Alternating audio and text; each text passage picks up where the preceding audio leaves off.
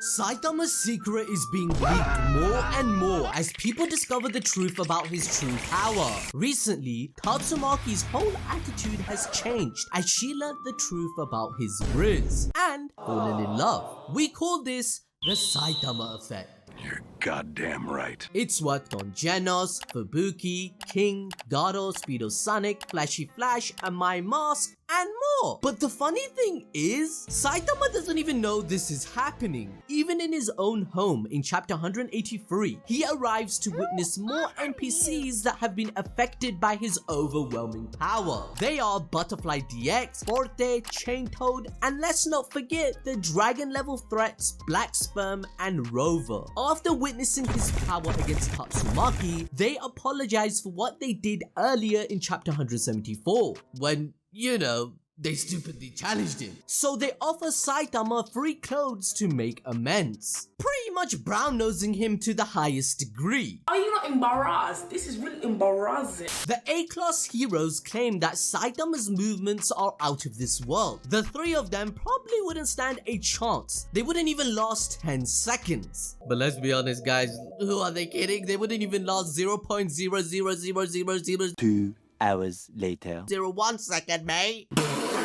However, they acknowledge that the earthquake his battle with Tatsumaki caused wasn't a monster, but in fact was Saitama, so they should become friends with him. Because he's number one. Now in parallel, this motif is contrasted with those that don't know the truth about Saitama, as other heroes who witness the aftermath still believe in their doubts and what the Hero Association feeds them with false information. See, now that's some bullshit. Even going as far as denying Fubuki's group, informing them what Saitama had done. They believe monsters killed each other in the facility, and the scene looks like it's straight from hell. But a foreshadowing is put in place for the Neo heroes rising up in society, as they disclose their distaste of risk management that took place, with dangerous monsters being inside of headquarters. The corruption of Hero Society is further highlighted, with them denying any claim to the group Tsukuyomi, and that it's only a myth, when in fact we learned in chapter 175 that they were taking money from them to experiment on espers for years. Hey bro, come on now, dawg. Come on, man. The hero claiming it's a myth, named Gesper, was likely part of the group, by the way, because if you didn't notice, he has the same stitches and scar the other members had when his mask was cracked open, meaning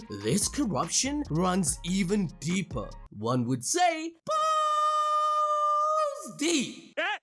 He said it! He said it! But speaking of cracking a case open, Saitama's other girlfriend Fubuki bargains with the dirt she has on them, threatening to expose it to the public and crumbling their whole perception of being justice. Their management is so bad that they were hacked into due to how low security measures are, which allows Fubuki to bargain with them to disperse all the corpses to various areas to fabricate another story, therefore letting Saitama and Tatsumaki off the hook for any criminal damages or activity. And of course, with them being corrupt, they accept the deal. Of course! However, with Tatsumaki having a distaste for the Tsukuyomi group due to what they did to her in the past, she proceeds with the plan the sisters made together in chapter 176, eventually lying to them regarding her involvement, and thus Psychos is saved, not having to repeat history again, whilst the news immediately spreads the propaganda, giving all the credit to Tatsumaki instead of Saitama. My guy really can't catch a break because he calls out the bullshit, but Saitama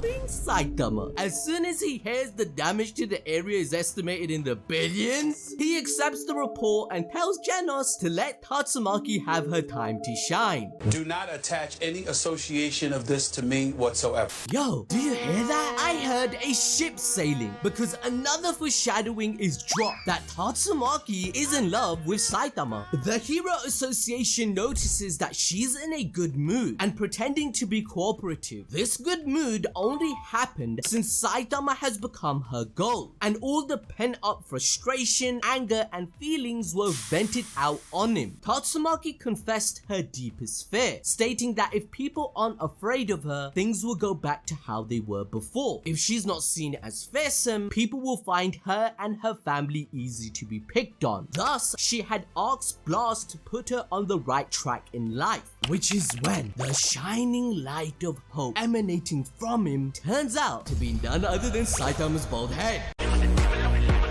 And this is a result of her discovering Saitama's strength. You can't forget she also wants a second date, remember? But speaking of more people discovering Saitama's strength, Child Emperor has joined the party. He hacked into the system's aforementioned weak security, therefore realized that everything is fraudulent. Yes, I can definitely smell However, chapter 184 has revealed the Hero Association's worst nightmare, a new group called the Neo Heroes. With competition on the rise, the Hero Association needs more people to sign up to risk their lives. And what's their brilliant idea? I don't know, getting a brat to make an advert. She is the center of everyone's attention and has become the trump card to hire new recruits. The whole reason she takes part is Saitama, of course. Our Cape Baldy lives rent-free in her head. His words struck a chord in her when he stated that even he couldn't be a wolf-level monster not too long ago. And this resonation made her understand that even those that are weak can show the promise to evolve into what it means to be a true hero. But she understands that hero work isn't for the faint-hearted. It's a life-threatening line of work that needs full devotion and bravery.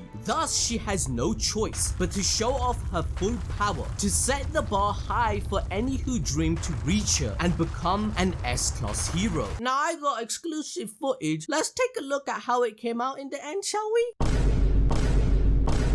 Oh, the only S-class she will be attracting will be the Sim-class heroes, let's admit it. I'm definitely signing up, so hit the notification bell, as the entire thing is AI generated, which further highlights the corruptive lengths the Hero Association is willing to go to create a positive reception amongst the public. They'd rather focus on having good PR instead of creating genuine heroes so that they can keep the money flowing in from the rich sponsors and investors.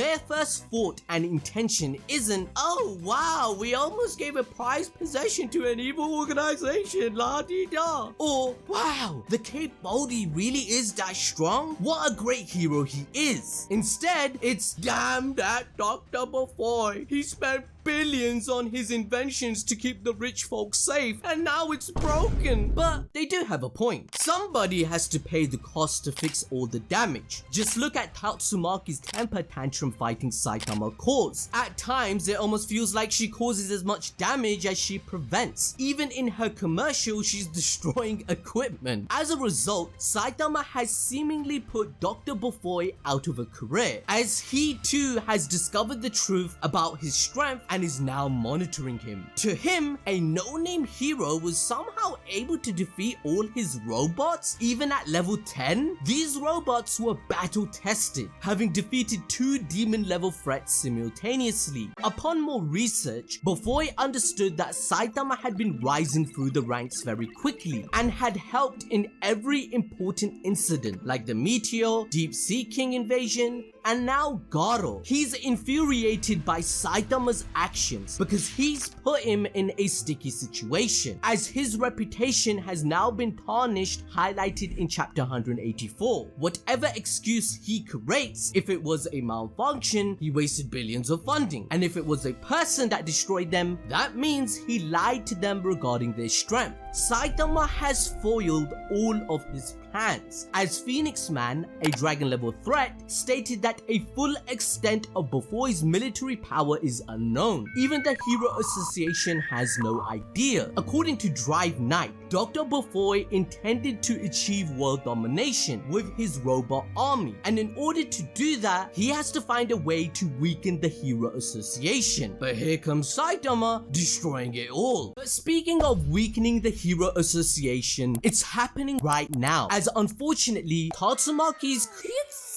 wootsy add couldn't help them, as the actual applications from heroes couldn't be any lower. Just look at the difference from this graph depicting the applicants at the start of the series, which was only 3 months ago, to this. They are so desperate that they try to lure in heroes, attempting to convince the leader of the vigilante group, Hunters, to join as an S-class hero. This is due to the constant increase of high-level monsters that not even the top heroes aside from a few can really handle. Thus, it's imperative that they strike whilst the iron's hot and hire new members to replace them. As Axel states, it's like the Hero Association treats their heroes as nothing but an expendable resource that can be binned as soon as they stop showing signs of use. There's no sense of loyalty at any point throughout their entire organization. They prioritize money over safety, hence why they moved all the rich to a remote part of the desert whilst also relocating valuable hero assets with them away from the city and all the stinky peasants. Axel points out that spending all the money on buying approval ratings is a waste, considering the Hero Association got done in by a single hero hunter. Now come on now, we have to cut them some slack because Gato was the goal and he was a bit more than just a hero hunter. I'm just saying, I'm a simp for him. Legs wide open, bro.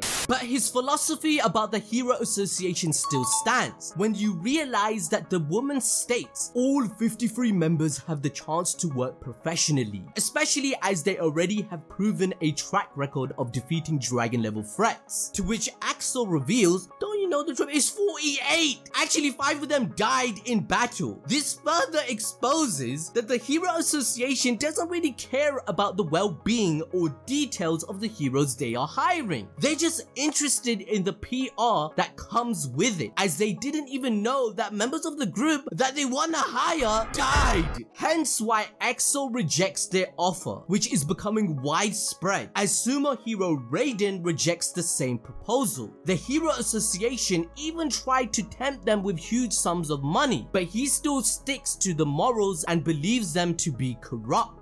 We also know from the webcomic that Mr. McCoy, the man credited to have orchestrated the Tatsumaki PR campaign, jumped ship to join the Neo Heroes, the new organization that was revealed in this very chapter. This means that all the Hero Association's dirty laundry can be aired out to the public to propagate good PR for the Neo Heroes. We know from the webcomic that the Neo Heroes was created by Blast's very own son, Blue, in order to expose the Hero Association and show the world what true heroism is. However, their real founder is none other than the grandson of Shibabawawa.